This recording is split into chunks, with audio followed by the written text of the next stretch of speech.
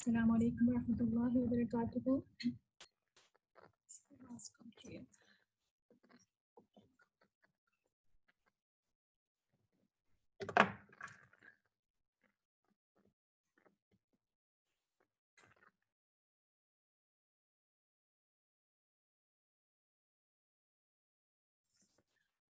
ان الحمد للہ نحمده ونستعینه ونستغفره ونعوذ باللہ من شرور انفسنا ومن سیئات اعمالنا من يهده الله فلا مضل له ومن يضلل فلا هادي له ونشهد ان لا اله الا الله وحده لا شريك له ونشهد ان محمدا عبده ورسوله وعلى آله وصحبه وسلم.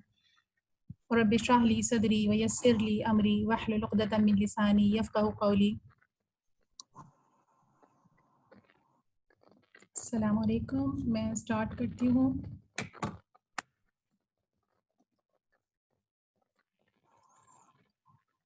جی آپ سب کو میری آواز آ رہی ہے؟ یہاں میری طرف تھوڑا سا انٹرنیٹ کا کچھ پرابلم تھا. آپ سب کو میری آواز آ رہی ہے؟ آئی تھنک میں اسٹارٹ کروں.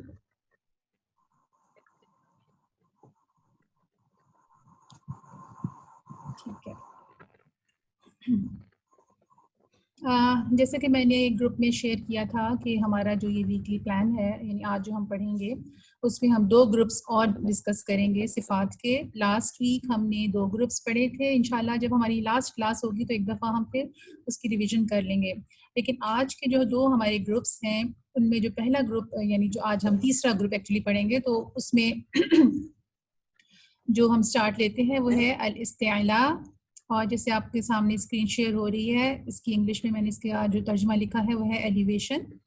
اس کی تعریف یعنی اس کی ڈیفینیشن جو ہے دونوں زبانوں میں لکھی ہوئی ہے، انگلش میں بھی اور اردو میں بھی. تو لیکن میں صرف اردو کی تعریف کو یہاں پہ ایکسپلین کر دیتی ہوں کہ زبان کی جڑ کو تالو کی طرف بلند ہونے کو کہتے ہیں. پہلے تو میں آپ کو یہ بتا دوں کہ الاستعلاء ہوتا کیا ہے. استعلاء الف سین اور تا یعنی است کا جو لفظ ہے جب بھی عربی میں آتا ہے تو یہ طلب کے معنی رکھتا ہے، چاہنے کے معنی رکھتا ہے. تو علا علو سے ہے، یعنی اوپر، اونچائی، بلندی. تو الاستعلاء کا مطلب ہے کہ وہ لیٹرز جس کے اندر ایلیویشن پائی جائے، جس میں جو حروف ہیں وہ زبان کے اوپر، یعنی جو اس کا تالو ہے وہاں سے جا کے ٹچ ہوں اور وہاں سے وہ ادا ہوں. تو ان کو موٹے حروف بھی ہم کہہ سکتے ہیں. جیسے کہ کئی دفعہ ہم اس کو حروف تفخیم کے نام سے بھی جانتے ہیں، لیکن چونکہ ہم اس کو صفات کے پراپر نیم کے ساتھ پڑھیں گے تو ہم یہاں پہ اس کو حروف تفخیم نہیں کہہ رہے، ہم اس کو یہاں پہ کہیں گے کہ ہم آج الاستعلاء کی صفت پڑھ رہے ہیں. ٹھیک ہے. تو اس کی تعریف ہے کہ زبان کی جڑ، یعنی جو یہ زبان کی جو جڑ ہے، بیک اس کی، جب وہ اوپر کو جا کے ٹچ ہوتی ہے تو پھر ان سے یہ موٹے حروف ادا ہوتے ہیں.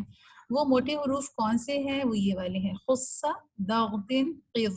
جیسے کہ میں نے پہلے بھی آپ کو بتایا تھا کہ ان کا مجموعہ بنا لیا جاتا ہے جس سے وہ نام یاد رکھنے میں ہمیں آسانی ہوتی ہے. خا، صاد، ضاد، غین، طا، قاف اور ظا. یہ وہ لیٹرز ہیں کہ جو کہ ہر حال میں ہمیشہ یہ موٹے پڑھے جاتے ہیں. جیسے میں نے آپ کو شروع میں بتایا تھا نا کہ ہم صفات لازمہ پڑھ رہے ہیں، اور صفات لازمہ وہ صفات ہیں جو کہ حروف کے اندر ہمیشہ موجود ہوتی ہیں، ہر حالت میں وہ موجود ہوتی ہیں، اس لیے ہم ان کو صفات لازمہ کہتے ہیں.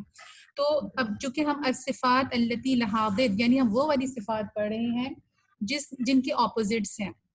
تو الاستعلاء اس کا جو اپوزٹ ہے وہ بھی ہم بعد میں پڑھیں گے. پہلے ہم الاستعلاء کو اچھی طرح سے سمجھ لیں کہ یہ کون سے حروف ہیں. یہ ہے خا، صاد، ضاد، غین، طا، قاف اور ظا، یعنی خص، ضغط، قذ. اس کو آپ یاد رکھیں. دوسرا یہ جو ریز، میں نے یہاں پہ اس کو ہائی لائٹ کیا ہے، ریز بیک آف دا ٹنگ، یعنی آپ کی جو زبان ہے پیچھے سے جب اوپر کو اٹھتی ہے تو یہ سارے حروف ادا ہوتے ہیں. جیسے مثال ہے آپ، جب ہم قاف کو پروناؤنس کریں گے تو زبان آپ کی اوپر کو جا کے ٹچ ہوگی. ٹھیک ہے. الاستعلاء کے 5 لیولز ہیں. کچھ علماء اس کے 3 لیولز بتاتے ہیں, کچھ اس کے 7 لیولز بتاتے ہیں. تو جو میری اپنی ٹیچرز یا جو ایک میری اپنی انڈرسٹینڈنگ یا جو کچھ بھی میں نے سیکھا اس کے حساب سے جو موسٹ آتھینٹک آپ کہہ لیں کہ جو لیولز جو بتائے جاتے ہیں وہ 5 لیولز ہیں. یعنی 5 لیولز میں آپ آ کے ان حروف کو ادا کرتے ہیں. یعنی کبھی یہ سب سے زیادہ موٹے پڑے جاتے ہیں, پھر کبھی اس کے بعد, پھر اس کے بعد, پھر اس کے بعد اور پھر اس کے بعد. جیسے کہ میں نے یہاں پہ اس کی تعریف لکھی ہے کہ الاستعلاء کے حروف قصہ دقن قف کو حروف تفخیم بھی کہتے ہیں, اور حروف تفخیم کے 5 درجے ہیں. پہلا درجہ کیا ہے کہ جب قصہ دقن قز میں سے کسی بھی ایک لیٹر کے ساتھ الف آ جائے تو وہ زیادہ ہیوی پڑھا جائے گا, زیادہ موٹا پڑھا جائے گا. کیوں کہ الف بھی جو ہے نا اس کے ساتھ اس کا اثر لے گا اور الف بھی موٹا ہو جائے گا, یعنی ہیوی ہو جائے گا, اس کو ہم بھاری پڑھیں گے. تو قا کے اوپر جب زبر ہو اور اس کے بعد جب الف آتا ہے, تو میں نے یہاں پہ صرف قا کی مثال لی ہے تاکہ سب چیزوں کو 5 لیولز کو آپ ایک ہی لیٹر کے ساتھ سمجھ سکیں. طاعین, ٹھیک ہے. تو اس کو میں پڑھوں گی اور پھر آپ دوسرا والا آپ دیکھ رہے ہیں طا کے اوپر صرف زبر ہے, یعنی اب الف نہیں ہے, یہ تو سیکنڈ لیول ہو گیا. پھر طا کے اوپر دمہ ہے یعنی پیش ہے, تو یہ تھرڈ لیول ہو گیا. طا کے اوپر اگر سکون آتا ہے تو یہ چوتھا لیول ہو گیا, اور اگر طا کے نیچے زیر آتا ہے تو یہ 5واں لیول ہو گیا. اسی طرح یہ قاف کی اگزامپل میں نے دوسری طرف رکھی ہے, قالا. ان کو میں بعد میں پڑھتی ہوں. پہلے میں یہ والی لیول سارے آپ کے سامنے ایک دفعہ پڑھ لیتی ہوں. طاعین, طا جب ہم کہتے ہیں تو ہمارا طا ادا کرنے سے زبان کی جو بیک ہے وہ اوپر کے تالو کو جا کے ٹچ ہوتی ہے, اس کو استعلاء کہتے ہیں, ٹھیک ہے. اور الف کی وجہ سے یہ سننے میں زیادہ ہیوی فیل ہوتا ہے, مفخم فیل ہوتا ہے. مفخم کا مطلب ہے تفخیم, یعنی موٹا فیل ہوتا ہے. طاعین.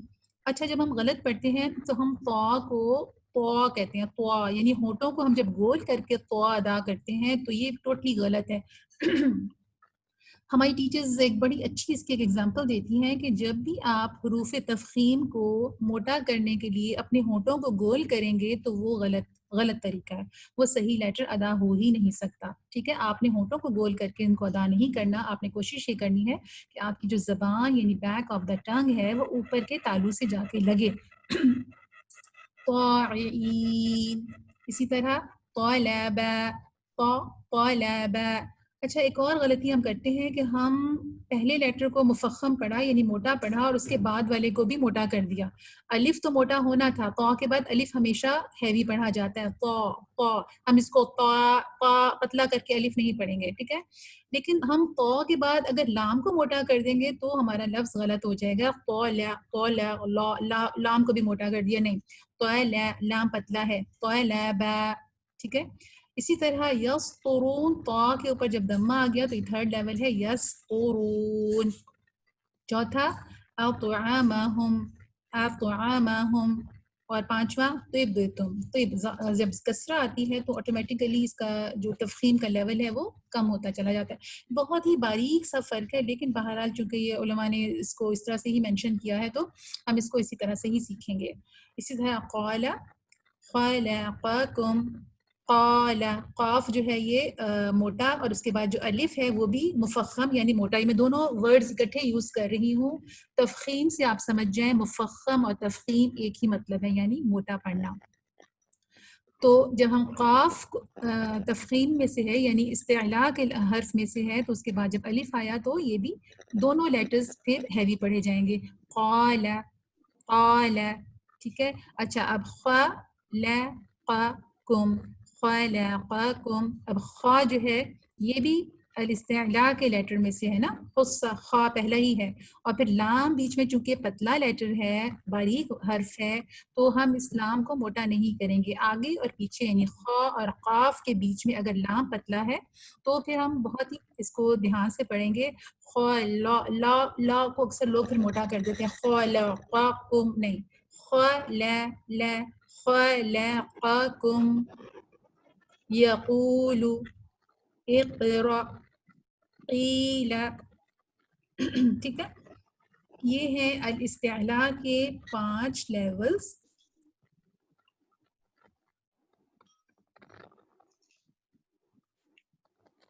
جیسے میں نے آپ کو بتایا کہ ہم وہ والی صفات پڑھ رہے ہیں جن کے اپوزٹس ہیں.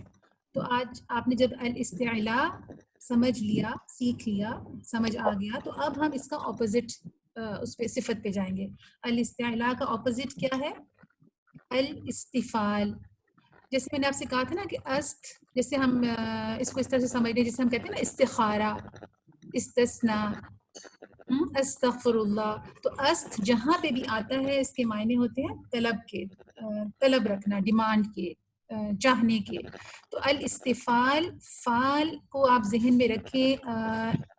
جیسے ہم قرآن کی کہتے ہیں نا کہ اسفل سافلین، اسفلا نیچے، لوور، لورنگ. تو الاستفال یعنی وہ صفت ہے جس میں لورنگ یعنی نیچے کے معنی پائے جاتے ہیں، یعنی پھر یہ حروف باریک پڑے جاتے ہیں. ان کے لیے زبان جو ہے آپ کی پیچھے سے اوپر کو نہیں اٹھتی، اس میں نارمل پوزیشن میں آپ کی زبان رہتی ہے اور یہ حروف باریک رہتے ہیں. اب اس کی تعریف پڑھتے ہیں کہ زبان کی جڑ کے تالو کی طرف نہ اٹھنے کو کہا جاتا ہے. اگر میں پیچھے واپس چلی جاؤں، اس کی اگر آپ تعریف پڑھیں گے تو بالکل اپوزٹ ہے نا، کہ زبان کی جڑ کو تالو کی طرف بلند ہونے کو کہتے ہیں. ٹھیک ہے، اور اس کا اپوزٹ کیا ہے کہ زبان کی جڑ کے تالو کی طرف نہ اٹھنے کو کہا جاتا ہے، جس کی وجہ سے یہ حروف باریک رہتے ہیں اور آواز اوپر کے تالو کی طرف نہیں اٹھتی. جیسے میں نے یہاں پہ اس کو ہائی لائٹ کیا ہے کہ لوور بیک آف ٹنگ. دیکھیں اب یہاں پہ یہ والی یہ جو زبان کی یہ جو بیک تھی نا، یہ اوپر کو ٹچ نہیں ہو رہی، لیکن چونکہ قاف کا مخرج یہ ہے اس لیے یہاں پہ سے زبان اس کو ٹچ کرے گی، مگر جب آپ اس کو پڑھیں گے تو ایزیلی یہ یہاں سے منہ سے باہر نکل جائیں گے. یعنی کہ یہ لیٹرز جتنے بھی ہیں نا الف سے لے کے یہاں تک، سوائے خصہ ضغط قف کے، بقیہ جتنے لیٹرز ہیں وہ سب موٹے نہیں پڑے جائیں گے، یعنی باریک پڑے جائیں گے. ان کی ایگزامپلز آگے ہیں. اچھا، اس سے پہلے کہ میں اس کی ایگزامپل کی طرف جاؤں، ایک دو چیزیں میں پہلے آپ کو اور یہاں پہ بتاتی جاؤں اگلی سلائڈ پہ جانے سے پہلے. وہ یہ کہ جی وہ یہ ہے کہ جیسے ہم نے پڑھا الاستعلاء کے جو ورڈ حروف ہیں خصہ، ضغط، قف، یہ ہیں. اس کے علاوہ جو حروف رہ گئے پھر وہ باقی سب یہ ہیں جو یہاں پہ لکھے ہوئے. اب ایسا ہے کہ ان میں سے 3 لیٹرز ایسے ہیں کہ جو کبھی موٹے پڑھے جاتے ہیں اور کبھی باریک پڑھے جاتے ہیں. ٹھیک ہے، ان کے اپنے قاعدے ہیں، ان کے اپنے رولز ہیں، لیکن مختصراً میں یہاں پہ آپ کو بتانا چاہتی ہوں. ایک تو ان میں سے ہے الف، ایک ان میں سے ہے را، اور ایک ان میں سے ہے لام. یہ 3 لیٹرز ایسے ہیں جو کبھی موٹے ہو جائیں گے اور کبھی پتلے ہو جائیں گے. اب اس کی ایگزامپلز میں نے مختصراً آپ کو سمجھانے کے لیے رکھی ہیں. یہ دیکھیں، یہ حروف کبھی موٹے پڑھے جائیں گے اور کبھی باریک پڑھے جائیں گے. الف، لام اور را. الف کب موٹا پڑھا جائے گا؟ یہ میں نے ابھی آپ کو الاستعلاء کی جب صفت پڑھائی تو میں نے اس میں آپ کو بتایا کہ جب بھی خصہ ضغط قف کے بعد الف آئے گا تو یہ الف موٹا ہو جائے گا، اس کے علاوہ نہیں ہوگا. اب مثال کے طور پر آپ کتاب لکھیں، تے الف زبر تا، کتاب، تو ہم کتاب تو نہیں پڑھتے نا، کتاب نہیں، کتاب. ٹھیک ہے، اسی طرح ما نہیں پڑھتے، نیم کے بعد الف آ رہا ہے، ما. اس کے علاوہ ہمیشہ الف باریک رہے گا سوائے خصہ ضغط قف کے. یہ میں نے ابھی ایکسپلین کر دیا، اس کے لیے اس لیے میں زیادہ یہاں پہ اس کو اور ایکسپلین کر رہی. اب آپ لام پر آ جائیں. جنہوں نے پہلے میرے ساتھ تجوید پڑھی ہے وہ تو اس قاعدے کو بہت اچھی طرح پہچانتے ہیں، لام جلالہ کا قاعدہ. یعنی پورے قرآن میں جب بھی لام کا لیٹر یعنی جو لام ہے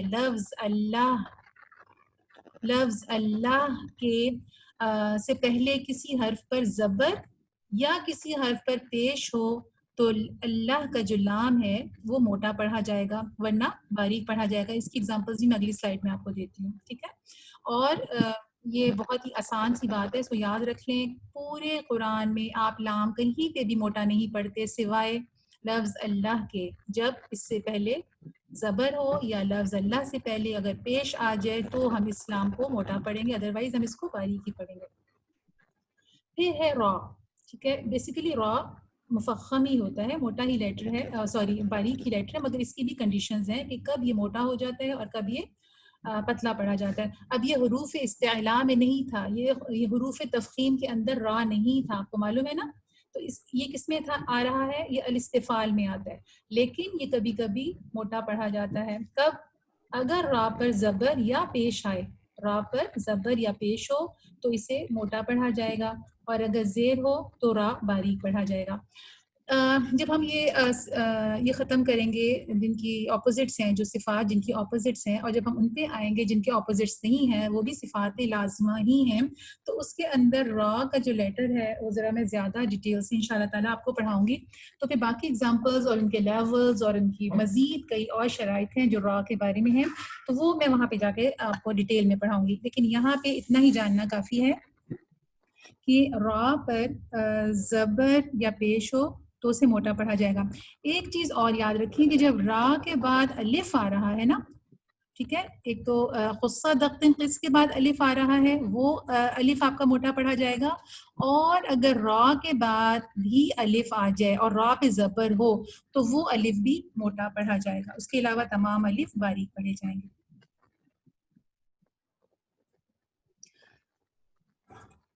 اچھا، جیسے میں نے کہا کہ ہم نے یہ پڑھا خصہ دقن قف، یہ حروف تفخیم یعنی یہ وہ لیٹرز ہیں جو کہ استعلاء کے ہیں۔ ایک چیز آپ لوگ کلیئر کریں کہ میں جب کوئسچنز آپ لوگوں کے لیے ہوم ورک کے لیے بناؤں گی، سب کو ڈسٹربنس ہے ساؤنڈ میں؟ میرے پاس کوئی لکھ رہا ہے کہ ڈسٹربنس ہے ساؤنڈ میں، آئی ڈونٹ نو کہ سب کو ہے یا نہیں۔ تو یس ڈسٹربنس، نو، یس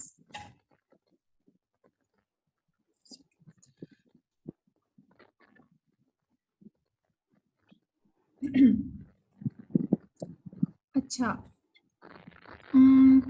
جی، میں آپ کو یہ بتا رہی تھی کہ حروف تفخیم کو حروف استعلاء بھی کہتے ہیں، ٹھیک ہے، یہ الاستعلاء ان کی صفت ہے، اور یہ بیسیکلی آپ ان لیٹرز کو استعلاء کے لیٹرز سمجھیں گی، خصہ دعن قذ، دیکھا آپ نے، یہ وہی لیٹرز ہیں سارے، ٹھیک ہے۔ اچھا، اب جو یہ ہیں استعلاء کے، اور ان کو جیسے میں نے کہا حروف تفخیم بھی کہتے ہیں۔ تفخیم کا اپوزٹ ہوتا ہے ترقیق یا مرقق بھی ان کو کہتے ہیں، یعنی یہ والے الاستفال کے لیٹرز ہیں۔ استفال میں لورنگ، یعنی کہ جو باریک پڑھے جاتے ہیں، جو کہ پتلے پڑھے جاتے ہیں، یہ وہ سارے لیٹرز ہیں۔ پھر میں نے پچھلی سلائیڈ میں آپ کو بتایا کہ ان میں سے پھر کچھ لیٹرز ایسے ہیں جو کبھی موٹے ہیں اور کبھی باریک ہیں، یعنی ان دونوں کے درمیان رہتے ہیں، وہ میں نے یہاں پہ لکھ دیا، ٹھیک ہے۔ وہ کون سی ہیں ابھی میں نے آپ کو بتا دیا تھا، میں دوبارہ اس کی ریویژن نہیں کر رہی ہوں۔ را ہے، لام لفظ الجلالہ کا ہے، اور الف المدیہ یعنی خصہ دغن کے بعد جب بھی الف آئے گا تو وہ الف موٹا پڑھا جائے گا، اور را کے بعد جب الف آئے گا یعنی را الف مدیہ، مطلب را کے اوپر اگر زبر ہو اور الف آ جائے تو وہ بھی موٹا پڑھا جائے گا، اس کے علاوہ وہ پتلے پڑھے جاتے ہیں۔ اسی طرح ایک چیز اور چھوٹی سی ایڈ کر لیں کہ غنہ بھی کبھی موٹا ہوتا ہے، ہیوی ہوتا ہے، اور کبھی پتلا ہوتا ہے، یعنی کبھی ہیوی غنہ ہوتا ہے اور کبھی ہیوی ہوتا ہے۔ اس کو بھی انشاءاللہ تعالیٰ جو ہم اگلی صفات لازمہ کے علاوہ جب پڑھیں، صفات لازمہ ہی ہوں گی وداؤٹ اپوزٹس، تو اس میں غنہ کو بھی ذرا ڈیٹیل میں بتاؤں گی، اس کے بھی لیولز ہیں۔ تو یہاں پہ اس سلائیڈ میں ہمیں یہ سمجھ آ رہا ہے کہ حروف تفخیم یعنی حروف استعلاء، آئی ایم سو سوری کہ اگر آپ لوگوں کو ناموں سے کچھ کنفیوژن ہو رہا ہو، کیونکہ میں بار بار دونوں نام ریپیٹ کر رہی ہوں، استعلاء بھی اور تفخیم بھی، استفال بھی اور ترقیق بھی، لیکن یہ آپ کو پریکٹس کے ساتھ یہ نام یاد ہو جائیں گے، تو اس لیے اس پہ پریشان ہونے کی ضرورت نہیں ہے۔ صرف اتنا یاد رکھیں کہ جو غنہ ہے یہ بھی کبھی ہیوی ہوتا ہے اور کبھی پتلا ہوتا ہے، کم ہوتا ہے، مطلب زیادہ ہیوی نہیں ہوتا۔ اس کی ایگزامپلس میں نے یہاں پہ رکھی ہیں ان چاروں کی۔ اب دیکھیں، میں نے جیسے آپ سے کہا تھا کہ یہ جو چاروں ہیں نا، بلکہ را اور لام اور الف، یہ تینوں بیسیکلی الاستفال کی صفت میں آتے ہیں، یعنی یہ پتلے لیٹرز ہیں، یہ استعلاء کے لیٹرز نہیں ہیں، یہ موٹے حروف ایکچولی نہیں ہیں، لیکن یہ کبھی موٹے بھی ہو جاتے ہیں۔ تو اب یہاں پہ ان کی میں نے کچھ ایگزامپلس لکھی ہیں جو موٹے بھی اور باریک کی بھی۔ را کی پہلے دیکھ لیں، را پہ اگر زبر ہے تو ہم اس کو پڑھیں گے رسول، را منہ کو آپ اس میں بھی آپ کی جو بیک آف دا ٹنگ ہے وہ تھوڑی سی اوپر جائے گی، ٹھیک ہے، اور را کا جو مخرج ہے وہ آپ کو پتہ ہی ہے، تو زبان کی ٹپ جو ہے وہ اوپر کے تالو سے لگتی ہے، بالکل آگے سے جا کے را، رسول، را کا ایک پورا قاعدہ انشاءاللہ ہم آگے جا کے پڑھیں گے۔ ربما، ربما فریحو فری ری را یہاں پہ زیر کے ساتھ پتلا پڑھا جائے گا فریحو فریحو ٹھیک ہے. لام لفظ الجلالہ، الجلالہ کا کیا مطلب ہے؟ جیسے ہم کہتے ہیں نا اللہ جل جلالہ، ہم ایسے کہتے ہیں، تو اللہ کا جو لفظ ہے اس کے اندر جو لام آتا ہے اس کو کہتے ہیں لام لفظ الجلالہ. اچھا اب یہ دیکھیں لفظ اللہ کا جو یہ والا لام ہے نا، اس سے پہلے کیا آ رہا ہے؟ حمزہ. حمزہ پہ کیا ہے؟ زبر. تو ہم اس اللہ کے لام کو موٹا پڑھیں گے، یعنی مفخم پڑھیں گے. ما شاء اللہ. اسی طرح اللہ سے پہلے دال پہ پیش ہے تو یہ لام بھی موٹا پڑھا جائے گا. حدود اللہ. ٹھیک ہے. اب یہاں پہ اللہ کے لام سے پہلے میم کے نیچے زیر ہے تو یہ ہم نارمل طریقے سے پڑھیں گے، یعنی باریک پڑھیں گے لام کو، بسم اللہ جیسے نارمل طریقے سے پڑھتے ہیں. اب الف المدیہ کیا ہے؟ آپ سب کو پتہ ہے، یہ جو جوف ہم نے پڑھا تھا کہ جب بھی الف سے پہلے زبر آئے گا تو وہ الف المدیہ کہلائے گا. ٹھیک ہے. تو یعنی الف سے پہلے زبر ہے، یہاں پہ بھی الف سے پہلے زبر ہے، یہاں پہ بھی الف سے پہلے زبر ہے، مگر یہ کون سے لیٹرز کے بعد آ رہا ہے؟ جو کہ موٹے لیٹرز ہیں، صا ضا خا. ان کے بعد جو بھی الف آئیں گے وہ موٹے پڑھے جائیں گے، ویسے ہی پڑھے جائیں گے. ٹھیک ہے. صالحین صالحین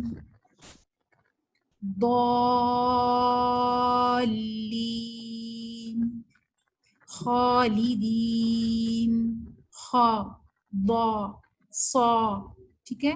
غلط پڑھیں گے تو ہم کہیں گے صا صالحین، سا پتلی الف نہیں، صا صا ضا خا. ٹھیک ہے. اسی طرح غنہ جب تک آپ لوگ پڑھیں گے نہیں تو شاید آپ کو سمجھ نہ آئے، لیکن میں پھر بھی اس کے ایگزامپلس پڑھ دیتی ہوں کہ کہاں پہ ہم جو غنہ کی ساؤنڈ ہے، نون کی جو ساؤنڈ ہے، اس کو ہم کہیں پہ ہیوی کریں گے اور کہیں پہ ہم باریک کر دیں گے. ٹھیک ہے. اب یہاں پہ آپ یہ دیکھیں ضاد جو ہے نا، اس نون ساکن کے بعد جو ضاد ہے نا، یہ موٹے حروف میں سے ہے، الاستعلاء کا لیٹر ہے. تو اس لیے یہ غنہ بھی اس کا اثر لے گا اور نون ساکن کی جو آواز ہے یہ ہیوی ہو جائے گی. آپ نون ساکن کو پروناؤنس کرتے ہوئے اپنے آپ کو یہ کہیں گے، سمجھائیں گے کہ اب مجھے ضاد کے مخرج پر جانا ہے. تو اس لیے ضاد کو آپ نے جیسے ہی سوچا کہ مجھے ضاد پڑھنا ہے تو آپ کا نون یعنی جو نون ساکن ہے اس پہ جو غنہ ہونا تھا وہ ہیوی ہو جائے گا. مودود مودود. اسی طرح وا جو ہے نون ساکن کے بعد یہ بھی موٹا حرف ہے تو یہ بھی نون ساکن کا یہ جو غنہ ہے یہاں پہ ہیوی ہو جائے گا. ینظرون. اچھا اب یہاں پہ تا جو ہے یہ الاستفال کا لیٹر ہے، یعنی پتلا لیٹر ہے، تو یہاں پہ نون پتلا رہے گا. تا. اب یہاں پہ ہم تا نہیں پڑھیں گے، یعنی غنہ ہیوی نہیں ہوگا، تا نہیں ہوگا. تا. اسی طرح کاف بھی پتلا لیٹر ہے تو یہ بھی نون ساکن کا جو اخفا ہے، جو غنہ ہے، یہ ہم پتلا پڑھیں گے. منکم منکم.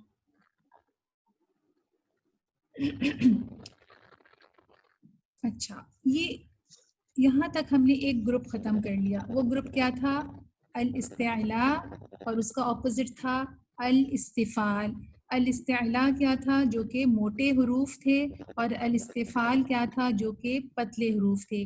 یعنی الاستعلاء خصہ ضغط قف کے اندر یہ صفت پائی جاتی ہے کہ ان کو ہمیشہ موٹا پڑھا جائے اور ان کے بعد آنے والے الف کو بھی موٹا پڑھا جائے.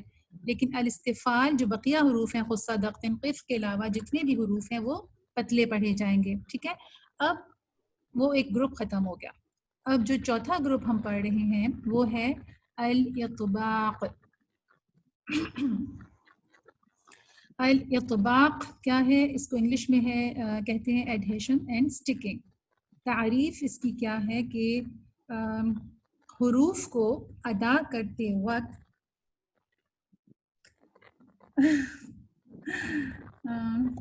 کچھ لوگ لکھے ہیں کہ I am getting confused in غنہ پارٹ. ڈونٹ وری، ان شاء اللہ تعالیٰ غنہ کو میں نے علیحدہ سے ایکسپلین کرنا ہے آگے جا کے، اس لیے میں نے پہلے ہی کہہ دیا تھا کہ جنہوں نے غنہ نہیں پڑھا وہ کنفیوز ہوں گے. کوئی بات نہیں، آپ کو یہاں بتانا یہ چیز ہلکی سی ٹچ کرنا ضروری تھی. انشاءاللہ تعالیٰ غنہ کا ایک پوری ایک سلائیڈ ہے، اس پہ میں ڈیٹیل سے آپ کو سمجھاؤں گی غنے کے لیولز ہیں، غنہ کیا ہے. تھوڑا سا ہم نے مخرج میں پڑھا تھا کہ نون اور میم پہ غنہ ہمیشہ ہوتا ہے، بس یہ یاد رکھیں کہ نون اور میم پہ ہمیشہ غنہ ہوتا ہے. لیکن انشاءاللہ تعالیٰ آگے جا کے ہم اس کو ڈیٹیل میں پڑھیں گے. جو یہ مجھے لکھتا ہے نا کہ مجھے تھوڑی نہیں بہت کنفیوژن ہے، تو مجھے اس جملے سے خوشی ہوتی ہے. مجھے اس لیے اچھا لگتا ہے کہ وہ سمجھنا چاہ رہے ہیں کہ آگے کیا ہے، یہ ہمیں سمجھ نہیں آئی، جو کہ مجھے بہت ہی کم اس طرح کا کوئی کویسچن ملتا ہے. ہر کوئی بڑا اچھے کا مجھے میسج کرتا ہے کہ جی بہت اچھا، جی بہت اچھا، جی بہت سمجھ آ گیا.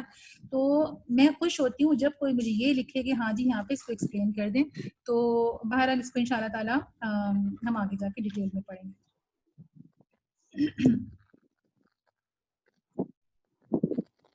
ٹھیک ہے، یہاں پہ آپ کنفیوز مت ہوں، بس سمجھ لیں کہ میں نے غنہ آج آپ کو نہیں پڑھایا، اس کو انشاءاللہ نیکسٹ اس میں پڑھتے ہیں. اچھا، اب یہاں پہ آپ نے جو آج سمجھنے ہیں نا اچھی طرح سے، جو میں پڑھا رہی ہوں نا ان کو سمجھ لیں. جہاں میں نے کہا ہے کہ چھوڑ دیں ہم آگے پڑھیں گے، اس کو بھی چھوڑ دیں. ابھی را کو بھی بس میں نے بالکل بیسک آپ کو بتا دیا، را کا قاعدہ بھی آگے جا کے ہم ڈیٹیل میں پڑھیں گے. اب آ جائیں آپ چوتھے گروپ میں، الاطباق، ایڈہیشن یا اسٹیکنگ. Just a minute.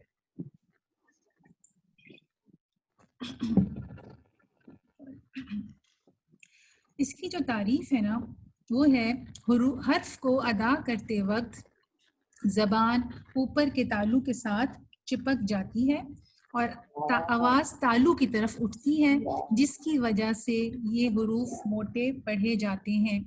اس کو میں نے یہاں پہ تھوڑا سا ہائی لائٹ بھی کیا ہے کہ stick most of the tongue to the roof of the mouth. Stick most of the tongue to the roof of the mouth. وہ کون سے لیٹرز ہیں؟ وہ 4 یہ والے لیٹرز ہیں، صاد، ضاد، طا اور ظا. اور یہ چاروں جو ہم نے استعلاء پڑھے تھے نا، خصہ، ضبط، قز، یہ انہی کے ہیں، ان میں سے یہ 4 ہیں. باقی 3 اس کے اندر نہیں ہیں، لیکن 4 یہ وہ لیٹرز ہیں کہ جن کے اندر اطباق کی صفت پائی جاتی ہے. جب آپ ان کو پروناؤنس کریں گے تو آپ نے ان کو اس طرح سے پڑھنا ہے. میں آگے جا کے آپ کو بتاتی ہوں. اچھا، اس سے پہلے کہ میں ان کی ایگزامپلس پہ جاؤں، ایک تھوڑی سی انٹرسٹنگ ایک چیز تھی میرے پاس، تو میں نے سوچا کہ میں آپ لوگوں کے ساتھ بھی وہ شیئر کروں. یہ دیکھیں، the stages of development of the letters of اطباق، کہ اسلام سے پہلے جو عربک لیٹرز تھے وہ کیسے لکھے جاتے تھے. یہ صاد ہے، یہ ضاد ہے، یہ طا ہے اور یہ ظا ہے. چاروں ایک جیسے ہیں، چاروں میں کوئی فرق نہیں ہے. یہ پری اسلامک ٹائم، اسلام سے پہلے جو عربک کی ڈیولپمنٹ تھی وہ ایسی تھی کہ یہ حروف اس طرح سے لکھے جاتے تھے. ٹھیک ہے، یہ دیکھیں صاد، ضاد، طا، ظا ایک جیسے ہیں بالکل. پھر کچھ وقت کے ساتھ کیا ہوا کہ صاد اور ضاد کو تو ویسے ہی رہنے دیا گیا، مگر طا کے اندر یہ ڈنڈی تھوڑی سی اس کی جو یہاں پہ ہے یہ لمبی کر دی گئی، اور ظا میں بھی یہ لمبی کر دی گئی. ٹھیک، پھر کچھ اور وقت گزرا، جیسے میں نے اوپر لکھا ہے نا، the stages of development of the letters of اطباق. جب کچھ اور وقت گزرا تو پھر یہ تھوڑا سا ان کو، جیسے میں نے بتایا نا کہ ان کو لمبا کر دیا گیا. صاد اور ضاد کو تو ایسے ہی رہنے دیا گیا، اور طا اور ظا کو اس طرح سے لمبا کر دیا گیا. پھر کچھ اور وقت گزرا، اور یہ ان کا نام تھا نصر بن العاصم اللیثی. یہ اسکالر تھے، اور 90 ہجری میں تقریباً نبی صلی اللہ علیہ وسلم کے اس دنیا ہجرت کے بعد، یعنی یہ کہنا چاہیے کہ ہجرت کے بعد 90 ہجری میں، یعنی نصر بن العاصم اللیثی یہ ایک اسکالر تھے. انہوں نے جتنے بھی یہ لیٹرز تھے نا، پہلے ان پہ ڈاٹس نہیں ہوتے تھے، یعنی نقطے نہیں ہوتے تھے، تو انہوں نے پھر یہ ڈاٹس ڈالے. پھر انہوں نے اس کو پھر یہ شکل دی، یعنی جو ضاد تھا اس پہ نقطے ڈال دیے، اور ظا پہ بھی نقطے. پہلے تو ڈنڈیاں لمبی کی تھی، پھر ان کے بعد ان میں ڈاٹس ڈال دیے، اور یہ ضاد. پھر اب ہمارے پاس جو اس کی اصل شکل ہے وہ یہ ہے، صاد، ضاد، طا اور ظا. ٹھیک ہے، ہو سکتا ہے کہ آپ لوگوں کے ذہنوں میں یہ کویسچن آئے کہ پھر بغیر ڈاٹس کے وہ کیسے پڑھتے تھے اور کیسے سمجھتے تھے. انشاءاللہ تعالیٰ پھر موقع ملا تو اس کو ہم کسی دن ڈیٹیل میں پڑھ لیں گے دوبارہ سے، مزید ہم پڑھیں گے اس کو انشاءاللہ. تو یہ اطباق کے لیٹرز ہیں جن کی پہلے یہ شکل تھی، اور آج ہمارے پاس یہ اس شکل میں موجود ہیں. ٹھیک ہے، اچھا، میں آپ کو اطباق کے بارے میں بتا رہی تھی کہ ان کی جو یہ والے جو ہیں، ان کی جو ساؤنڈ ہے وہ کس طرح سے آپ کے اوپر جا کے سٹک ہو جاتی ہے. اس کی ایگزامپلز بھی میں نے آگے جا کے لکھی ہیں، انشاءاللہ وہ میں ابھی بعد میں آپ کے ساتھ شیئر کروں گی. لیکن الاطباق کا جو اپوزٹ ہے وہ کیا ہے، وہ پہلے ہم پڑھ لیتے ہیں، پھر ان کی ایگزامپلز ہم ایک ساتھ پڑھ کے کمپیریزن کر لیں گے. وہ ہے الانفتاح. الانفتاح جیسے آپ کو نام سے سمجھ آ رہا ہوگا کہ فتح افتح سے ہے، کھولنے کو کہتے ہیں، اوپن کرنے کو کہتے ہیں. ٹھیک ہے، سیپریشن، اوپننگ. ہم نے الاطباق میں کیا پڑھا تھا کہ جو آپ کی زبان ہے وہ اوپر کے تالو سے جا کے ٹچ ہوتی ہے، سٹک ہو جاتی ہے، چپکتی ہے. ٹھیک ہے، تو اس کا اپوزٹ کیا ہے کہ وہ نہیں چپکتی. حرف کو ادا کرتے وقت زبان اوپر کے تالو سے الگ رہتی ہے. اس کی جو ہائی لائٹ کی گئی اس کو آپ پڑھیں، separating the tongue from the roof of the mouth. ٹھیک ہے، اس میں کیا ہم پڑھ رہے تھے کہ وہ اوپر کو جا کے چپکتی ہے. تو اس کے لیٹرز کون سے ہیں الانفتاح کے؟ all letters except letters of الاطباق. الاطباق کے کون سے لیٹر ہیں؟ صاد، ضاد، طا اور ظا. اس کے علاوہ جتنے لیٹرز ہیں وہ آپ کے اوپر کے تالو سے جا کے چپکتے نہیں ہیں. اب اس میں اب آپ کے ذہن میں یہ سوال آنا چاہیے اور مجھے بڑی خوشی ہوگی کہ اگر آپ کی طرف سے یہ سوال آئے کہ خصہ دق قز کے وہ 4 لیٹرز تھے تو بھی باقی جو 3 رہ گئے وہ اس میں کیسے آ گئے، الانفتاح میں کیسے آ گئے، وہ کیوں نہیں ہیوی ہیں، وہ کیوں نہیں اوپر کو جا گئے. یہ اب آپ لوگوں کے سوچنے کا کام ہے کہ آپ لوگ اس کو کس طرح سے سمجھتے ہیں.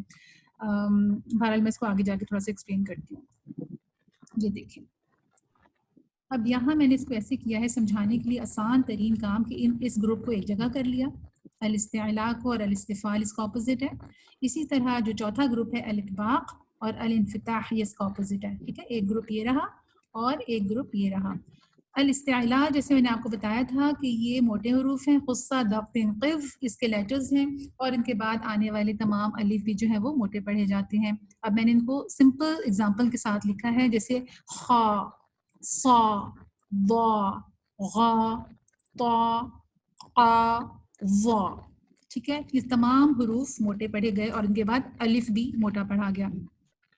اب الاستفال جو ہے یہ ان کے اپوزٹ لیٹرز جتنے بھی باقی بچے حروف ہجا میں، حروف الہجا میں باقی جتنے لیٹرز بچے وہ سب الاستفال میں آ جاتے ہیں. ٹھیک ہے، اب اس کو آپ دیکھیں نا، اب استعلاء میں تو میں نے آپ کو یہ بتایا تھا کہ آپ کی جو بیک آف دا ٹنگ ہے، یعنی آپ کا جو زبان کی جو جڑ ہے وہ اوپر کے تالو سے لگتی ہے تو یہ حروف ادا ہوتے ہیں. لیکن یہاں پہ اپوزٹ ہے، یہاں پہ زبان اوپر جا کے نہیں لگتی. تو ما ہے نا استفال، یہ آپ کی لورنگ، یعنی استفال کا مطلب ہے لورنگ، یعنی آپ کی جو لوور جو ہے وہ نیچے کی طرف کو رہے گا، آپ کی زبان سیدھی رہے گی اور ایزیلی یہ لیٹرز ادا ہو جائیں گے. ما، ہا، فا، یا، تا. ٹھیک ہے، اب اس کو ہم اگر غلط پڑھیں، الاستعلاء کرنے کی کوشش کریں تو ما، ہا، ایسا تو نہیں ہم پڑھتے نا، یہ نارمل طریقے سے پتلے لیٹرز پڑھے جاتے ہیں، ما، ہا، فا، یا، تا. یہ دونوں کا فرق آپ کو سمجھ آیا؟ اس کے اندر بلکہ مجھے ایک اور لیٹر ڈالنا چاہیے تھا، الاستفال. میں آپ کو ویسے ہی بتا دیتی ہوں. چلیں، یہاں پہ عین ہے نا، عین نہیں، لیکن ویسے میں نے پوری اس کی ایک سلائڈ بنائی ہے عین کی، کیونکہ عین جو ہے نا ہم اس کو بعض دفعہ الاستعلاء میں لے جاتے ہیں. اس کی ایک پوری سلائڈ ہے، وہ میں آگے جا کے آپ سے شیئر کرتی ہوں. نون غنہ فار انتا اینڈ منکم. انتا اور منکم میں نے یہ بتایا تھا کہ انتا یہ آپ پتلا پڑھیں گے، انتا. تا یہاں پہ ہم ہیوی نہیں کریں گے کیونکہ جو تا ہے وہ باریک لیٹر ہے، پتلا لیٹر ہے، انتا. اسی طرح کاف بھی پتلا ہے تو منکم. نون بھی یہاں پہ اس کا جو غنہ ہے وہ ہیوی نہیں ہوگا، پتلا ہوگا.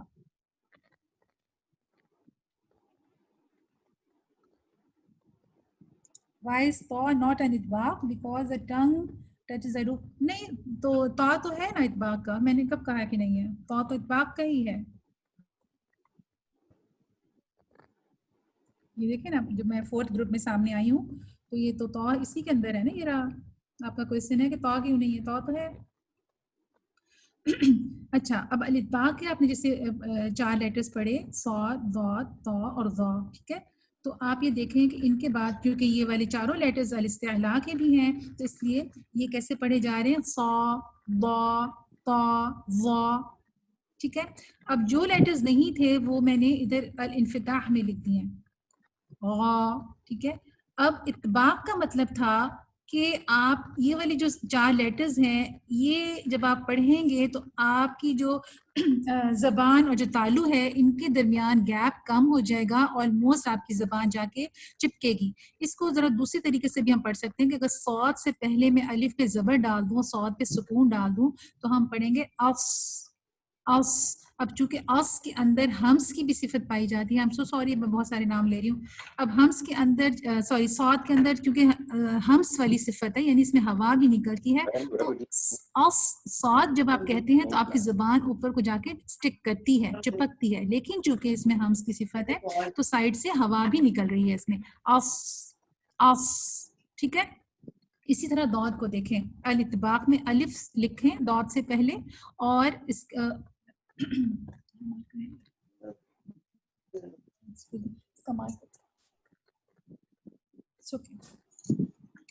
اچھا. اب داد سے پہلے اگر ہم الف پہ زبر ڈالیں اور داد پہ ہم سکون رکھیں تو ہم پڑھیں گے او او، ٹھیک ہے. آپ فیل کریں داد جب آپ نے پروناؤنس کیا تو داد اوپر جا کے سٹک کر جاتا ہے، او او. اسی طرح تا او او تو، آپ کی زبان اوپر کو جا کے چپک جاتی ہے، پھر تا نکلتا ہے او تو. اچھا اب اگر آپ خالی تا کو روک لیں آپ تو، اب اس چونکہ اس کے اندر قلقلہ کی بھی صفت ہے تو ہم پھر آواز باؤنس کرتے ہیں آپ، لیکن باؤنسنگ ابھی نہ بھی کریں تو آپ کہیں آپ آپ.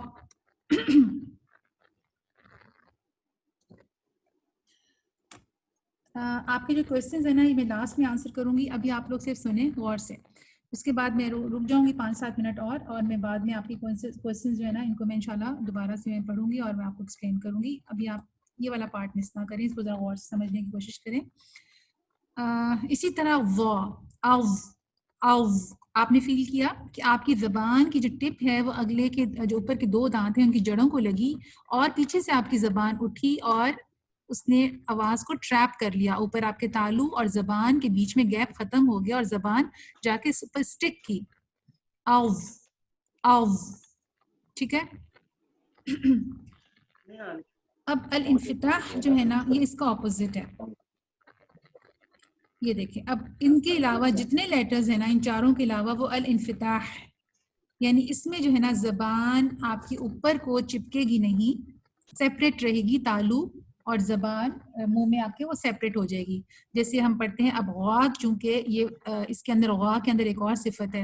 اچھا چلیے آپ مجھے بتائیں غا کے اندر اور کون سی صفت ہے، کون لکھ کے بتائے گا مجھے؟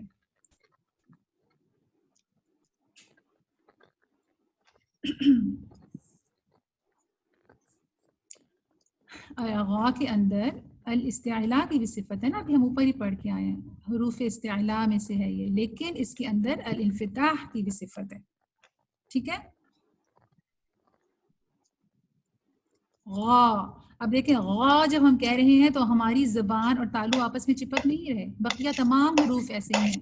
اسی طرح قاف حالانکہ موٹا حرف تو ہے مگر یہ سٹک نہیں اوپر جا کے زبان آپ کے تالو سے لگتی، چپکتی نہیں ہے. قا حرف باہر نکل جاتا ہے، موٹا پڑھا گیا مگر یہ الانفتاح کی بھی اس کے اندر صفت ہے. اق اق، یہ آپ کی زبان نہیں چپکتی، آپ فیل کریں. ٹھیک ہے. اسی طرح یہ بھی موٹا لیٹر ہے، خا استعلاء کا ہی لیٹر ہے مگر یہ الانفتاح بھی اس کی صفت ہے. جیسے میں نے آپ کو بالکل شروع میں بتایا تھا کہ ہر لیٹر کی کم سے کم 4 یا 5 صفات ہیں، کہیں اس سے بھی زیادہ، ضاد کی اس سے بھی زیادہ ہے، کسی کی 7 ہیں، کسی کی 6 صفات ہیں، تو ان کے اندر ہی صفات پائی جاتی ہیں. اب خا کے اندر ایک صفت تو ہے کہ یہ ہمس بھی ہے، ٹھیک ہے، اور اسی طرح اس کے اندر الاستعلاء کی بھی صفت ہے، اور اسی طرح اس کے اندر الانفتاح کی بھی صفت ہے. ٹھیک ہے. اور اسی طرح اس کے اندر الرخاوہ کی بھی صفت ہے، ہم نے پڑھا تھا رخاوہ، یاد ہے آپ کو؟ تو اس طرح ہر لیٹر کو اس کا حق دینا، یعنی ساری صفات اس کے اندر لانا، یہ صفات جو ہم پڑھ رہے ہیں حروف صفات کے اندر آتی ہیں. تو اب پڑھیں اس کو. اب خا، اب دیکھیں خا پڑھتے ہوئے آپ کی زبان اوپر تو نہیں لپٹی، الانفتاح کی اس میں صفت کیونکہ موجود ہے تو یہ آپ نے ادا کیا اور یہ منہ سے باہر نکل جاتا ہے، یعنی آپ کی سیپریٹ رہتی ہے زبان تالو سے. اسی طرح سا.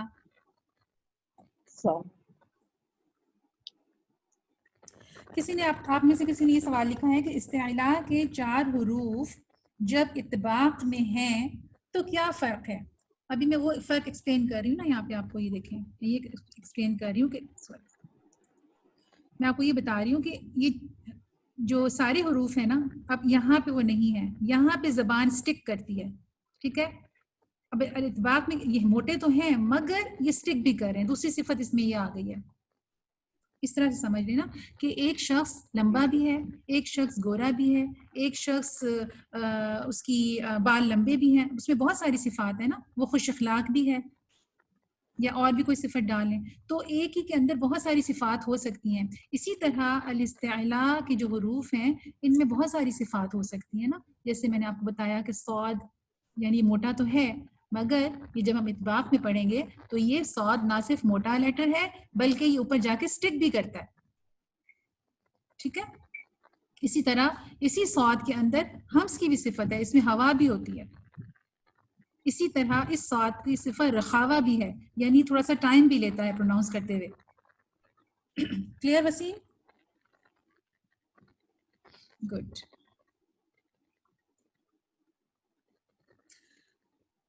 اچھا، جیسے میں ابھی آپ کو بتا رہی تھی نا، تو میں نے کہا کہ میں عین کی جو ہے نا ایک علیحدہ سے ایک سلائڈ بنا لیتی ہوں تاکہ میں اس کو بہتر طریقے سے آپ کو ایکسپلین کر سکوں کہ ایک ایک لیٹر میں کتنی ساری صفات ہو سکتی ہیں. پھر وہ میں کہوں گی کہ مجھے خوشی ہوئی کہ کوئی سوال کرے. میں جب سے یہ ہماری کلاسز ہو رہی ہیں میں اسی بات کا انتظار کرتی ہوں کہ آپ لوگوں کی طرف سے کوئی ایسا سوال آئے کہ مجھے اس بات کی خوشی ہو کہ آپ لوگوں کو سمجھ آ رہا ہے. اور جب آپ کو یاد ہے کہ میں نے لاسٹ ویک ایک میسج ڈالا تھا تو کہ مطلب مجھے سمجھ نہیں آ رہی کہ میں آگے کس طرح سے لے کے چلوں. اصل میں جب مجھے سلائڈز بنانی ہوتی ہیں تو مجھے یہ آپ لوگوں کا فیڈ بیک نہیں ملتا کہ آپ لوگ کس لیول پر ہیں. چونکہ میں آپ کو جو گوگل فارم کے ذریعے جو میں ہوم ورکس دیتی ہوں وہ بالکل اوپن ہے، بالکل ایزی ہیں، وہ آپ لوگ 6 دفعہ بھی اٹیمپٹ کر لیں تو کوئی حرج نہیں ہے. لیکن وہ میرے پاس اس کی ڈیٹیل آتی ہے کہ کون کون کتنی دفعہ اس کو اٹیمپٹ کر سکتا ہے، اور آپ لوگ کریں، نو پرابلم. وہ میں نے جان بوجھ کے اس کو اوپن اس لیے رکھا ہے کہ آپ لوگوں کی پریکٹس ہو اچھی طرح سے. لیکن جب انشاءاللہ کسی وقت ہم آگے کی ایڈوانس اسٹیج پہ جائیں گے تو پھر ہوم ورک بھی آپ کا ایسا ہوگا کہ صرف آپ کو ایک اٹیمپٹ میں اس کو کرنا ہوگا.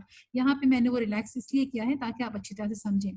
یہاں پھر میں اس جو عین کی صفات میں سے جو کئی صفات ہیں وہ یہاں پہ تھوڑا سا ہم ڈسکس کرتے ہیں تو پھر آپ کو زیادہ بہتر آئی تھنک فیل ہو جائے، سمجھ میں آ جائے گا کہ دیکھیں جو عین ہے اس کی کتنی ساری صفات ہیں. یہاں پہ میں نے 4 اس کی صفات لکھی ہیں. مخرج آف عین آپ سب کو معلوم ہے کہ یہ ہے، یہ جو ایپوگلوٹس ہے یہ جب آپ کی جو گلے کی جو وال ہے، جو دیوار ہے، جب اس کو پش کرتا ہے تو یہاں سے عین کی آواز ادا ہوتی ہے.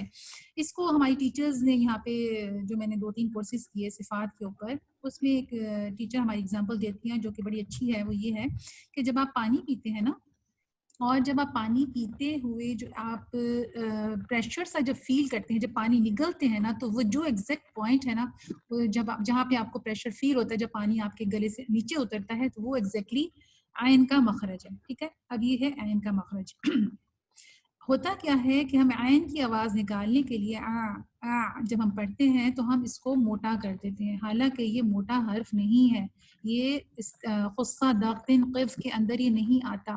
یا تو ہم اس کو موٹا کر دیتے ہیں یا ہم اس کو اطباق کی صفت میں لے جاتے ہیں، موٹا پڑھتے ہیں، اوپر کی طرف اس کو ٹچ کرنے کی کوشش کرتے ہیں.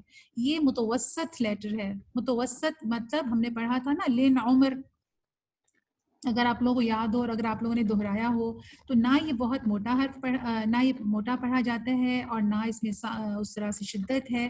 تو یہ درمیانہ لیٹر ہے. اس کے اندر جو صفات ہیں وہ یہ ہیں. ایک تو ہے الانفتاح، ابھی ہم نے پڑھا کہ tongue separating from the roof of the mouth. اب ہم اس کو جب غلط پڑھتے ہیں نا تو ہم اس کو اطباق کر دیتے ہیں، اطباق کی صفت اس کے اندر ڈال دیتے ہیں. وہ کیا ہے؟ موٹا پڑھتے ہیں، مطلب اوپر کی طرف اپنی زبان کو ٹچ کرنے کی کوشش کرتے ہیں جو کہ ہو نہیں سکتی، اور اگر کرتے ہیں تو وہ غلط ہو جاتا ہے. اسی طرح اس کی ایک اور صفت ہے کہ یہ الاستفال ہے، یعنی کہ یہ باریک لیٹر ہے، یہ موٹا لیٹر نہیں ہے. الاستعلاء کا یہ اپوزٹ ہے. لاسٹ 2 لیسنز بہت ڈیفیکلٹ ہیں. کون سے لاسٹ 2 لیسنز؟ آج والے یا پچھلے والے؟ آپ جو پچھلے ہفتوں کی 2 ہفتوں کی بات کریں. اچھا، یہاں پہ دیکھیں جو الاستفال کی صفت ہے، back side of tongue does not rise. ٹھیک ہے، یہ دیکھیں نہیں ہو رہی نا، ہم اس کو اوپر نہیں لے جا رہے، موٹا حرف ہے ہی نہیں آئے. اسی طرح ایئر فلو سٹاپس، اس میں ایئر نہیں آتی، جہر کا لیٹر ہے یہ، جہر کی اس کے اندر صفت ہے. اور توسط، جیسے میں نے کہا تھا توسط ہے یہ. ہم اس کو ہم کہتے ہیں رب العالمین، عالمین موٹا کر دیتے ہیں، نہیں. اسی طرح یہ درمیانہ ہے، نہ بہت باریک نہ بہت موٹا. اس میں یہ بھی صفت ہے کہ یہ باریک بھی ہے، درمیانہ بھی ہے، اور منہ اوپن کر کے پڑھا جاتا ہے. یہ ساری صفات اس کے اندر، اور اس میں ایئر نہیں ہے، جہر بھی ہے. تو یہ سب تمام صفات اس کے اندر ہے. آج کے لیے اتنا ہی تھا، لیکن اس میں جو لاسٹ اس کا گروپ ہے وہ ہے الاسمات اور الاذلاق. یہ یہاں تجوید کی بکس میں آپ کو ملیں گے، یہ پانچوں گروپس آپ کو ملیں گے، لیکن علماء ان کو جو تجوید کے اسکالرز ہیں وہ اس کو نہیں پڑھاتے، یا اس کو اسکپ کر دیتے ہیں، یا اس کو اومٹ کر دیتے ہیں. اس کا ریزن جو ہے وہ یہ دیتے ہیں کہ یہ بیسیکلی عربک گرامر کے لیے کام آنے والی چیزیں ہیں. لیکن چونکہ مجھے اس میں لگا کہ ایک دو چیزیں انٹرسٹنگ ہیں، انشاءاللہ تعالیٰ وہ میں کسی بھی موقع پہ آپ لوگوں کے ساتھ ضرور اس کو بھی شیئر کر لوں گی. لیکن میں نے یہاں پہ بس آپ کو یہ بتانا تھا کہ آج ہماری صفات لازمہ ود اپوزٹس جو تھی وہ الحمدللہ ختم ہو گئی ہیں. اور اب آپ لوگوں کے ذہنوں میں جو بھی کوئسچنز ہوں، میں اپنے گروپ کی سیٹنگ کو کھلا رکھوں گی، آپ لوگ اس میں وہاں سوال کریں. ایک اور ریکویسٹ ہے، جب میں آپ لوگوں سے پوچھتی ہوں نا کہ مجھے آپ کا فیڈ بیک چاہیے، تو فیڈ بیک کا مطلب تعریف ہرگز نہیں ہے. پلیز تعریف مت کریں، اپنے کوئسچنز کو کلیئرلی پوچھیں، اور بالکل ہر چیز کو اپنے کلیئر کریں. میں آپ کو ایک اور چیز بتاؤں کہ دیکھیں، تجوید جو سیکھنا ہے نا، وہ جو میرا ایک ایکسپیرینس ہے یا جو میری ایک اپنی سوچ ہے وہ یہ ہے کہ تجوید آپ کو ایک بہت زیادہ آپ کے اندر ایک شوق بھی ہونا چاہیے، ایک جذبہ بھی ہونا چاہیے، اور بہت اس کے لیے اپنے آپ کو موٹیویٹ کریں کہ ہمیں یہ سیکھنا ہے. کہ اب میں ہر وقت تیار ہوں بتانے کے لیے جو مجھے اللہ تعالیٰ نے سکھایا ہے، اس کے لیے میں آپ کو بتانے کو ہر وقت تیار ہوں. اس اپرچونٹی کا فائدہ اٹھایا کریں اور کوئسچنس کیا کریں، نہ کہ تعریف کیا کریں. تعریف کا آئندہ ایک جملہ بھی آپ کا نہیں ہونا چاہیے اس گروپ میں، سوائے اس کے کہ آپ لوگوں کو کوئی چیز مشکل لگ رہی ہے تو پلیز اس کو پوچھیں. لیکن پوچھیں اس طرح سے نہیں کہ بس جو ذہن میں ایک کوئسچن آیا ڈال دیا. پہلے اس کو خود اسٹڈی کریں، اس کو اسٹڈی کریں، سمجھنے کی کوشش کریں. جہاں پہ سمجھ نہیں آتا وہ پوچھیں، بغیر سوچے سمجھے نہیں پوچھیں. وہ مجھے اندازہ ہوتا ہے کہ پھر کون کس طرح سے پوچھ رہا ہے. محنت نہیں کی، بس جسٹ ایک کوئسچن ڈال دیا گروپ میں کہ جی ہاں اس کا آنسر بتا دیں. خود محنت کریں، پہلے کوشش کریں، اس کا آنسر ڈھونڈنے کی کوشش کریں، پچھلی سلائیڈس کو دیکھیں. نہیں سمجھ آتا تو پھر ضرور آپ لوگ کوئسچن ڈالیں.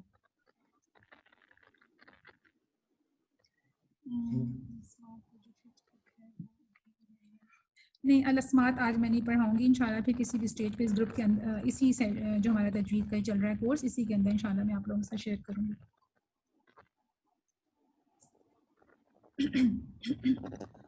آیت آف دا ڈے آج کی جو ہے الحمدللہ بس 10 منٹس ہیں.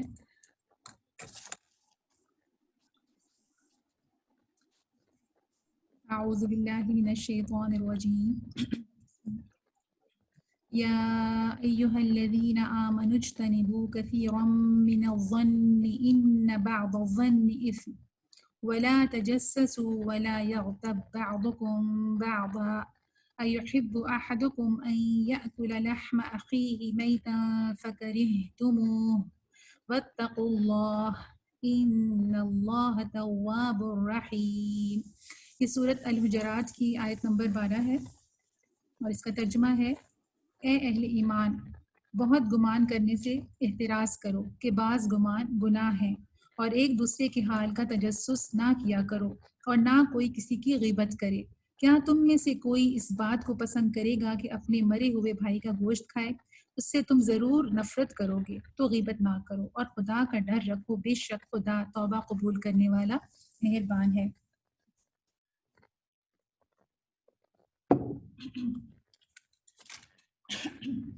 آج کی آیت آف دا ڈے کا جو مضمون ہے وہ بہت سیریس ہے. اس کو سورۃ الادب بھی کہتے ہیں، اس سورہ کو، سورۃ الحجرات کو. اس میں آپ دیکھیں کہ اللہ تعالیٰ یا ایھا الذین آمنوا سے آیت شروع کرتے ہیں، ایمان والوں سے اللہ تعالیٰ مخاطب ہیں. جب بھی اللہ تعالیٰ یہ آیت یا ایھا الذین آمنوا سے شروع کریں تو اس کے دو مطلب ہوتے ہیں، یا تو کسی چیز کو کرنے کا آگے حکم آ رہا ہوتا ہے یا کسی کام سے روکا جاتا ہے. یعنی تم دعویٰ ایمان کا کرتے ہو، اگر تم اپنے دعوے میں سچے ہو تو یہ کام ضرور کرو، یا اگر تم سچے ایمان والے ہو، تم ایمان کا دعویٰ کرتے ہو تو تم یہ کام نہیں کرو گے جس کا اس میں حکم آ رہا ہے. تو ہم سب ایمان کا دعویٰ کرتے ہیں، ہم سب اپنے آپ کو ایمان والا کہتے ہیں، مومن کہتے ہیں، تو یہ حکم ہم سب کے لیے ہے. یا ایھا الذین آمنوا اجتنبوا، اجتناب کرو، بچو، دور رہو، اسٹے اوے. کس سے؟ اجتناب کا جو یہ لفظ ہے نا، یہ سورہ مائدہ میں اللہ تعالیٰ نے ایک جگہ استعمال کیا ہے جہاں اللہ تعالیٰ شراب اور جوئے سے بچنے کے لیے مسلمانوں کو بتاتے ہیں، کہتے ہیں، تو وہاں پہ بھی فجتنبوہ کا لفظ آیا ہے. تو یہاں اس لفظ کی شدت کو محسوس کریں کہ مکمل طور پر بچو، کمپلیٹلی حرام ہے، یعنی اس چیز کو مت کرنا. اجتنبو کس چیز کو؟ کثیرا من الظن، بہت زیادہ گمان کرنے کو. ان بعض الظن اثم، کیونکہ بعض گناہ جو ہے وہ بعض گمان جو ہے وہ گناہ ہوتے ہیں. گمان کیا ہوتا ہے؟ گمان یہ ہوتا ہے کہ کسی کے متعلق غلط سوچ لینا یا کسی کے متعلق غلط ایزمپشن کر لینا کہ کیونکہ جیسے خود ہی سوچ لیا، خود ہی ایزیوم کر لیا کہ مثال کے طور پہ کہ یہ شخص جو ہے نا ضرور میری برائی کر رہا ہوگا. مثال ایک اور یہ بھی لے سکتے ہیں کہ آپ نے کسی کو کال کی اور اس نے آپ کا فون نہ اٹھایا یا فون کی اس کی بیل بند ہو، تو آپ سوچیں کہ اس نے جان بوجھ کے جو ہے نا میرا فون نہیں اٹھایا، تو یہ ظن ہے، یہ گمان ہے، یہ برا گمان ہے جو آپ نے کسی کے لیے سوچا. نبی صلی اللہ علیہ وسلم کی ایک حدیث کا مفہوم ہے نا کہ تم برا گمان مت کرو، اس کے لیے چاہے تمہیں 70 تعویلیں دینی پڑیں، مطلب اچھا گمان کرنے کی کوشش کرو کہ ہو سکتا ہے یہ وجہ، ہو سکتا ہے کہ یہ وجہ، ہو سکتا ہے کہ یہ وجہ. لیکن ہمارا طریقہ یہ ہوتا ہے کہ ہم پہلے ہی اس کے اندر ہم سوچتے ہیں کہ نہیں، یہ ضرور اس نے جان بوجھ کے نا اس چیز کو نہیں کیا ہوگا. نبی صلی اللہ علیہ وسلم کے لیے حدیث کا مفہوم یہ ہے کہ اپنے بھائی کے لیے اچھا گمان کریں. پھر آگے اللہ تعالیٰ فرماتے ہیں کہ وَلَا تَجَسَّسُوا، اور تجسس مت کرو، یعنی کسی کی ٹوہ میں مت رہو، کسی کے لیے اس کی جاسوسی مت کرو. کہ مثال کے طور پہ جیسے پہلی اگزامپل کو اگر ہم لے لیں کہ اگر ہم یہ سوچ لیں کہ ہم نے کسی کو کال کیا اور اس نے فون نہیں اٹھایا، تو پھر ہم تجسس میں لگ جائیں اور ہم دوسرے نمبر سے ٹرائی کر کے دیکھیں، پھر تیسرے نمبر سے ٹرائی کر کے دیکھیں، اور فرض کریں اس نے دوسرے تیسرے نمبر سے فون اٹھا لیا، تو پھر وہ بدگمانی یعنی جو ظن تھا وہ اور پکا ہو گیا اور آپ کو بالکل کنفرم ہو گیا کہ ہاں یہ ضرور اس نے، دیکھو پہلے میرے جان بوجھ کے فون نہیں اٹھایا تھا اور اب میں نے دوسرے نمبر سے ٹرائی کیا تو اس نے فون اٹھا لیا. تو یہ دو گناہ ہمارے اندر ساتھ ہم نے کر دیے، ایک تو بدگمانی، پہلے برا ظن کیا، اور پھر تجسس بھی کیا. اب یہ دو گناہ جو ہے نا، جب تجسس اور ظن ایک ساتھ چلتے ہیں تو پھر کیا ہوتا ہے، وہ تیسرا گناہ بھی آپ سے کرواتے ہیں، اور وہ کیا ہے کہ وَلَا يَغْتَبْ بَعْضُكُمْ بَعْضًا، کہ جب پتہ چلا کہ اس نے ہمارا فون نہیں اٹھایا اور پھر تجسس ہوا تو آپ نے دوسرے فون سے اس کو ٹرائی کر کے دیکھا اور اس نے اٹھا لیا، تو پھر ایک اور یقین آ گیا کہ اس نے جان بوجھ کے نہیں کیا تھا، تو اس لیے اب جو ہے مجھے کسی کو یہ بتانا بڑا ضروری ہے کہ دیکھو اس نے ایسے ہی کیا. پھر وہ اسٹیج آتی ہے کہ شیطان آپ سے پھر غیبت کرواتا ہے کہ کوئی بات نہیں، کسی کو تم اعتماد میں لے کے بتا دو کہ یہ جو ہے نا اس طرح اس نے میرے ساتھ کیا، اور پھر ہم اس کی غیبت کر دیتے ہیں. یہ تو چھوٹی سی میں نے آپ کو اگزامپل دی کہ وَلَا يَغْتَبْ بَعْضُكُمْ بَعْضًا، اور تم میں سے کوئی کسی کی غیبت نہ کرے. دیکھیں، غیبت کرنے کے لیے آج کل کی جو ماحول ہے، آج کل کا جو زمانہ ہے، اس میں ضروری نہیں ہے کہ گھر میں 2 لوگ ہوں یا 3 لوگ ہوں. اگر آپ اکیلے بھی ہوں نا تو بھی غیبت کرنا ایک ایسا گناہ ہے جو کہ بہت ہی آسانی سے ہو جاتا ہے. وہ کیسے؟ وہ اس طرح سے کہ ایک اگر آپ کے ہاتھ میں فون ہو، بس کچھ بے چینی ہوئی کسی کو بتانے کے لیے تو فون اٹھایا اور ہم نے کسی کو بھی بتانا شروع کر دیا کہ دیکھو اس نے میرے ساتھ ایسا کیا، اس نے میرے ساتھ ایسا کیا، اور اس نے یہ کیا اور یہ کیا وہ کیا. ٹھیک ہے، پھر اس برائی کے لیے یعنی جیسے میں نے کہا نا کہ ایک فون کا سہارا ہی کافی ہے. تو اس میں جو موسٹلی ہمارے ہاں برائیاں یا غیبت ہوتی ہے وہ ہے کیا؟ پہلے تو غیبت کی میں آپ کو ڈیفینیشن بتا دوں، اس کے بعد میں آگے چلتی ہوں. نبی صلی اللہ علیہ وسلم نے فرمایا کہ ذکرک اخاک بما یکرہ، کہ اپنے بھائی کا ذکر اس کی غیر موجودگی میں مطلب ایسے کرنا جسے وہ سنے تو وہ ناپسند کرے، یعنی اسے وہ بات پسند نہ آئے، چاہے وہ کسی بھی لیول کی بات ہو. عام طور پہ جو ہمارے ہاں غیبت کے جو بہت سارے جملے ہیں، مثال کے طور پر بہت جو کامن چیز ہے وہ سسرال والوں کی برائی ہے. اس کو تو بدقسمتی سے ہم لوگ غیبت سمجھتے ہی نہیں ہیں. وہ تو میرا خیال ہے شاید نیکی ہی لوگوں کے ذہن میں ہوتا ہے کہ ہم سسرال والوں کی برائی کر رہے ہیں تو وہ تو کوئی اتنی بری بات نہیں ہے. اس میں ایک اور پوائنٹ یاد رکھیے کہ آپ جب کسی کی غیبت کرتے ہیں تو اپنا ہی نقصان کرتے ہیں. وہ اس طرح سے کہ حسن بصری کا ایک واقعہ ہے کہ ان کو کسی شخص سے پتہ چلا کہ فلانا شخص جو ہے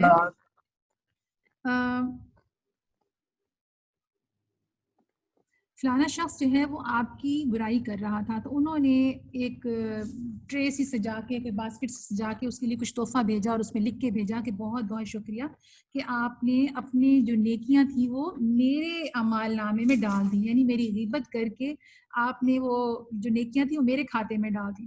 تو نبی صلی اللہ علیہ وسلم کی جو تعریف ہے اس غیبت کے بارے میں کہ اپنے بھائی کا ذکر اس کی غیر موجودگی میں ایسے کرنا جسے وہ ناپسند کرے. تو صحابہ کرام نے پوچھا کہ اگر وہ خرابی اس میں ہو تو آپ صلی اللہ علیہ وآلہ وسلم نے فرمایا کہ یہی تو غیبت ہے ورنہ بہتان ہے. اب اس کے آگے اللہ تعالیٰ فرماتے ہیں کہ وَلَا يَغْتَبْ بَعْضُكُمْ بَعْضًا کہ تم میں سے کوئی کسی کی غیبت نہ کرے.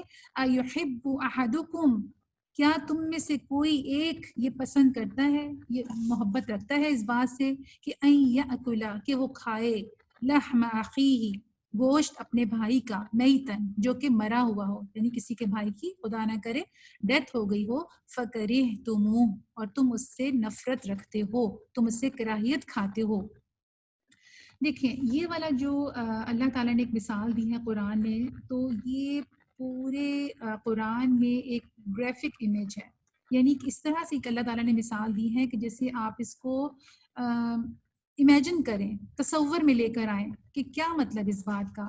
چونکہ ہم لوگ اس مثال کو سنتے ہی ہم آگے جانا چاہتے ہیں، اس پہ ہم رکنا ہی نہیں چاہتے، کیونکہ ہم سے تصور بھی نہیں اس بات کا ہوتا کہ کوئی یہ سوچے کہ وہ اپنے مرے ہوئے بھائی سے مراد سبلنگز یعنی بہن اور بھائی کوئی بھی، کہ اس کا اگر وہ مر گیا خدا نہ کرے، اللہ تعالیٰ سب کے بہن بھائیوں کو سلامت رکھے، لیکن چونکہ اللہ تعالیٰ ہمیں قرآن میں غور و فکر کرنے کی دعوت دیتے ہیں تو یہاں پہ مجھے 2 منٹ رکنے دیں کہ وہ اپنے مرے ہوئے بھائی کا گوشت کھائے. بھائی سے مراد جیسے میں نے کہا کہ مطلب کسی کا بھائی یا بہن مر جائے اور اس کے سامنے اس کی ڈیڈ باڈی رکھی ہو اور وہ رو رہا ہو اور کراہ رہا ہو اور غم کر رہا ہو، پھر ایک دم وہ کیا کرے کہ اپنے دونوں ہاتھ بڑھا کر اپنا منہ اس کے جسم کی طرف لے جا کر اس کے ہاتھ یا ٹانگ کے گوشت کو چبانا شروع کر دے، اس کے کھانا شروع کر دے، اس کو نوچ نوچ کر کھانے لگے.